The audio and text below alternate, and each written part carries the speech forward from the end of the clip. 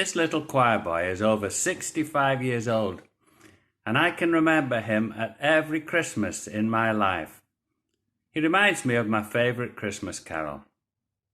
When I was a wee boy, back in the 1960s, we lived in York, and every Christmas Eve my dad would take me to the Christmas Eve service at York Minster.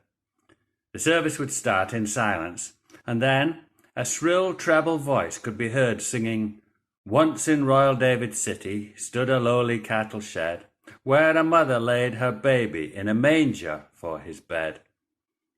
As the procession moved to the altar, more people would join in until the whole cathedral was singing, the organ was thundering, and the service had begun. So that became my favourite carol. There are certain parts that especially move me.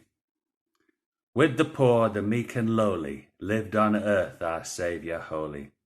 That idea of a king, a promised Messiah being born with the poor and the meek and the lowly. And perhaps the most powerful part as a child, and maybe even more so as an adult, is the bit that says, "And he feeleth for our sadness, and he shareth in our gladness."